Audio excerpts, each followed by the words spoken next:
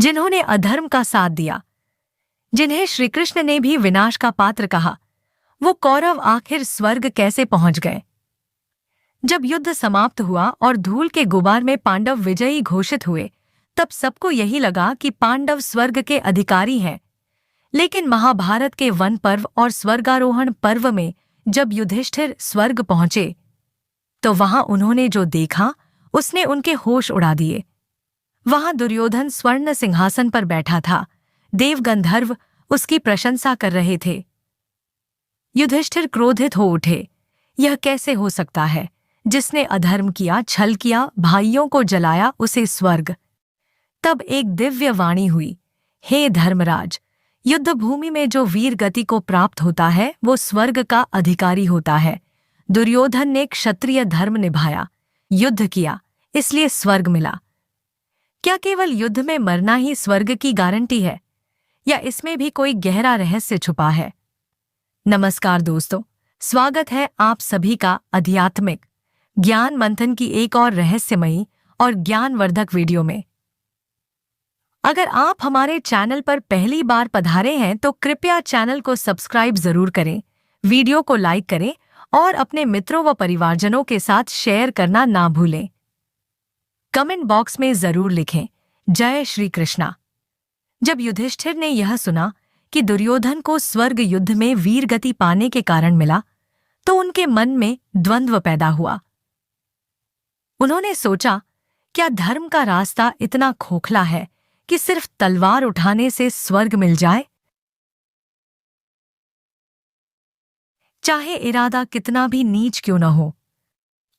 तब नारद मुनि प्रकट हुए। उन्होंने कहा, हे धर्मपुत्र, ईश्वर का न्याय हमारे तर्कों से ऊपर होता है। कौरवों के कर्म पाप पूर्ण थे, लेकिन उन्होंने जीवन के अंतिम क्षणों में वीरता दिखाई। क्षत्रिय के लिए धर्म यही है कि वो रणभूमि में अपने प्राण दे, और दुर्योधन ने वही किया। लेकिन यह सुनकर युधिष्ठिर संतुष्ट नहीं हुए। उन्होंने पूछा, तो क्या भीष्म, द्रोण, कर्ण और बाकी वीरों का धर्म अधूरा था? उन्होंने भी तो वीरगति पाई थी। नारद मुस्कुराए। सही और गलत का फल स्वर्ग और नरक से परे भी होता है। ईश्वर ने कुछ सच्चाइयों को मानव बुद्धि से भी गुप्त रखा है। तो क्या स्वर्ग सिर्फ एक पुरस्कार है या परीक्षा का अगला द्वार? सोचिए। जब युधिष्ठिर को यह बताया गया कि रणभूमि में मरने वाले को स्वर्ग मिलता है, तो उन्होंने फिर एक चुभता हुआ प्रश्न पूछा, अगर यही न्याय है तो फिर कौरवों के पापों का क्या? द्रौपदी का अपमान, अभिमन्यु की नृशंस हत्या, लक्षागृह की साजिश, इन सब के लिए क्या उन्हें कोई दंड नहीं मिला? तब नारद ने एक गहरा रहस्य खोला। उन्होंने कहा, हे युधिष्ठिर, जिस प्रकार पुण्य का फल स्वर्ग है, उसी प्रकार पापों का फल भोगना भी निश्चित होता है।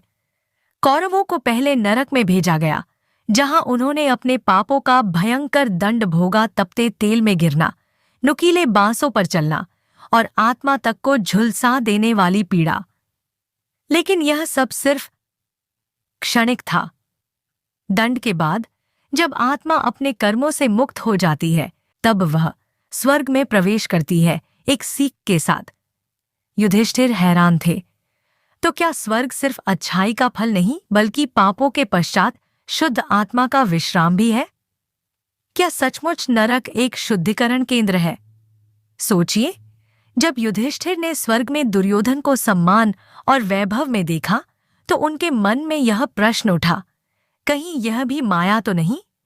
क्या ये असली स्वर्ग है या कोई देवताओं की लीला? इसी सोच में डूबे युधिष्ठिर को एक रहस्यमयी मार्गदर्शक मिला। इंद्रदेव स्वयं प्रकट हुए। उन्होंने कहा, हे धर्मराज, यह जो तुम देख रहे हो वह ईश्वर की दृष्टि से परखा गया न्याय है। यहाँ तुम्हारे व्यक्तिगत अनुभवों से ऊपर उठकर आत्मा की यात्रा को देखा जाता है। स्वर्ग न तो पुरस्कार है और न ही हमेशा के लिए शांति। इंद्रदेव ने बताया कि यह स्वर्ग एक पड़ाव है, जहां आत्मा को उसके कर्मों के अनुसार थोड़े समय का सुख मिलता है, चाहे वो कितनी भी पापी क्यों न रही हो। यदि उसने मृत्यु से पहले कुछ क्षण सच्चे वीर की तरह बिताए हों। लेकिन युधिष्ठिर ने फिर सवाल किया, तो क्या धर्म का सच्चा अनुसरण व्यर्थ है? इंद्रदेव बोले, नहीं। धर्म का अनुसरण आत्मा को मोक्ष की ओर ले जाता है, स्वर्ग की ओर नहीं। स्वर्ग और नरक सिर्फ अस्थायी स्टेशन है, अंतिम लक्ष्य तो आत्मा की मुक्ति है। अब सवाल ये है, क्या हम भी स्वर्ग को लेकर भ्रम में हैं? जब युधिष्ठिर अंततः स्वर्ग में पहुंचे तो वहां ना तो द्रौपदी थीं, ना अर्जुन, ना भीम, ना नकुल सहदेव। उनकी जगह वहां थे दुर्योधन और अन्य कौरव, जो स्वर्ण महलों में विहार कर रहे थे। युधिष्ठिर का हृदय विदीर्ण हो गया। उन्होंने क्रोध में कहा, यदि यही स्वर्ग है जहां अधर्मी सुख भोगे और धर्मी कहीं नहीं है, तो मुझे नरक भेज दो। मैं वहां अपने भाइयों और पत्नी के साथ रहूंगा। इंद्रदेव ने मुस्कुराकर कहा, तुम्हारा यह त्याग और करुणा ही तुम्हारे सच्चे धर्म का प्रमाण है। और तभी अचानक दृश्य बदला। स्वर्ग की चमक फीकी पड़ी, कौरवों के महल गायब हुए और युधिष्ठिर के समक्ष उनके सभी भाई और द्रौपदी प्रकट हो गए। इंद्रदेव बोले, यह सब एक परीक्षा थी। स्वर्ग और नरक केवल दृश्य रूप है, लेकिन असली मूल्य आत्मा की भावना, त्याग और करुणा में है। तो क्या स्वर्ग में जो कुछ दिखता है वो सब सच नहीं होता? शायद परमात्मा सिखाना चाहता है कि धर्म केवल जीत या हार में नहीं, बल्कि इंसान की सोच में है। कौरवों के स्वर्ग में होने की सबसे चौंकाने वाली बात यह थी कि दुर्योधन, जिसे महाभारत में अधर्म का प्रतीक माना जाता है, वहां सम्मानपूर्वक बैठा था। लेकिन क्या आप जानते हैं कि दुर्योधन की मृत्यु के समय उसकी आत्मा किस दशा में थी? जब भीम ने उसकी जंघा तोड़ी और वह तड़प रहा था, उस क्षण दुर्योधन ने श्री कृष्ण को देखा और एक गहरी बात कही, हे माधव, मैं जानता हूं कि युद्ध में हार मेरी थी, परंतु मैं अब भी अपने कुल और वचन के प्रति निष्ठावान हूं। मेरा धर्म क्षत्रिय धर्म था, लड़ना, मरना और कुल की रक्षा करना। उसने मरते समय शांति और संतोष महसूस किया कि उसने रणभूमि नहीं छोड़ी। उसने अपने पाप स्वीकार नहीं किए, लेकिन अपने कर्तव्य को पूरी निष्ठा से निभाया। यही भाव, यही वीर गति उसे स्वर्ग की दहलीज तक ले गई। तो क्या दुर्योधन का अंत पाप का अंत नहीं, बल्कि धर्म के एक दूसरे रूप की पहचान थी? क्या हर व्यक्ति अपने दृष्टिकोण से सही होता है? युधिष्ठिर को यह जानकर और भी आश्चर्य हुआ कि सिर्फ दुर्योधन ही नहीं, बल्कि भीष्म पितामह, द्रोणाचार्य और कर्ण जैसे योद्धा भी स्वर्ग में सम्मानपूर्वक विराजमान थे, जबकि उन्होंने युद्ध में कौरवों का पक्ष लिया था। तो सवाल उठता है, क्या सच्चाई के खिलाफ लड़ने वाले भी स्वर्ग के अधिकारी हो सकते हैं? इसका उत्तर बहुत गहरा है। भीष्म ने अपने जीवन में प्रतिज्ञा को धर्म मान लिया था। वे जानते थे कि कौरव गलत हैं, लेकिन हस्तिनापुर के सिंहासन की रक्षा उनकी शपथ थी और उन्होंने वही निभाया। द्रोणाचार्य अर्जुन को सबसे अधिक मानते थे, परंतु उन्होंने अपनी कर्तव्यनिष्ठा और राजरण को प्राथमिकता दी। कर्ण, जिसे जीवन भर तिरस्कार मिला, जब दुर्योधन ने उसे सम्मान दिया तो वह मित्र धर्म निभाने के लिए लड़ पड़ा, भले ही अंततः उसे सत्य का बोध हुआ। इन तीनों की मंशा में छल नहीं था। वे धर्म संकट में फंसे हुए योद्धा थे और मृत्यु के बाद उन्हें इसी निष्ठा और त्याग के कारण स्वर्ग मिला। तो क्या धर्म सिर्फ पक्ष चुनने से तय होता है, या फिर नियत और विवशता भी उतनी ही महत्वपूर्ण होती है?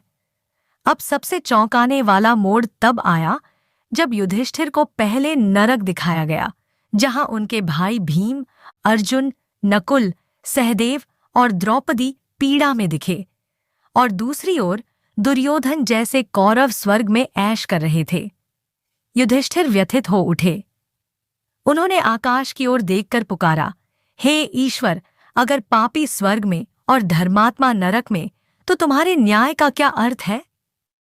तब एक दिव्य वाणी हुई, हे धर्मराज, यह एक माया का जाल था तुम्हारी परीक्षा के लिए। पांडवों ने भी जीवन में छोटे मोटे दोष किए, जैसे अर्जुन का अभिमान, भीम का क्रोध, द्रौपदी का दुर्योधन का अपमान करना इत्यादि। उन्हें उनका फल नरक में थोड़ी देर के लिए दिया गया। फिर वाणी गूंजी और कौरवों को, जो अपने जीवन में अधर्मी थे, पर युद्ध में वीर गति पाई, उन्हें स्वर्ग का अनुभव थोड़े समय के लिए मिला। परंतु असली मोक्ष न तो उन पांडवों को मिला न कौरवों को, क्योंकि मोक्ष केवल उन आत्माओं को मिलता है जो अहंकार, राग, द्वेष और मोह से मुक्त होते हैं। अब सवाल ये है, क्या हमारी आत्मा भी मोह, पक्ष और अभिमान से भरी है, या हम भी किसी एक भ्रमित रास्ते पर चल रहे हैं? जब युधिष्ठिर ने देखा कि स्वर्ग और नरक दोनों ही क्षणिक अनुभव हैं, तब उन्होंने भगवान से पूछा, तो क्या आत्मा को मिलने वाला फल भी अस्थायी होता है? ईश्वर ने उत्तर दिया, हे धर्मराज, स्वर्ग और नरक आत्मा के स्थायी ठिकाने नहीं है, ये सिर्फ कर्मों का तात्कालिक फल है। आत्मा जब तक मोह, अहंकार, पाप और पुण्य के बंधनों में बंधी रहती है, तब तक उसे जन्म, पुनर्जन्म, स्वर्ग और नरक के चक्रों में घूमना पड़ता है।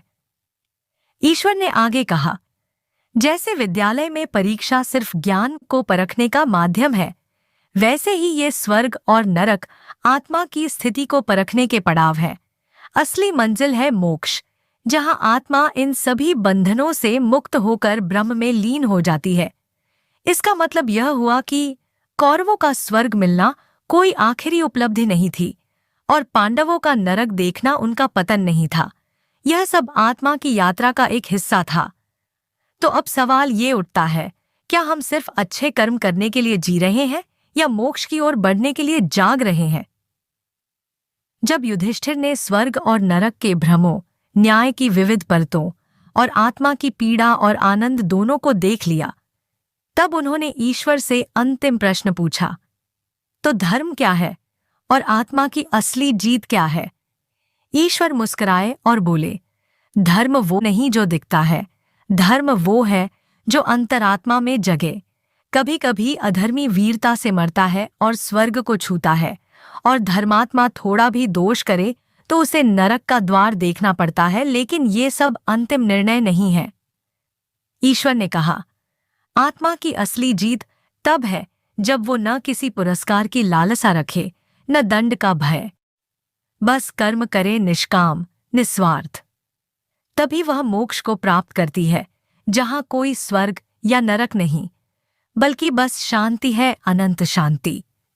तो मित्रों, कौरवों का स्वर्ग जाना चौंकाता जरूर है, पर वह हमें ये सिखाता है कि बाहरी न्याय से पहले आत्मा का अंतर सत्य क्या है, वो देखना जरूरी है।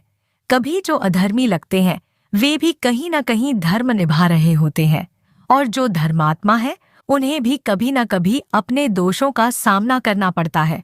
महाभारत की यही गाथा हमें सिखाती है कि सच्चा धर्म बाहरी दिखावे में नहीं, बल्कि हमारी नीयत, कर्तव्य और आत्मा की शुद्धता में होता है।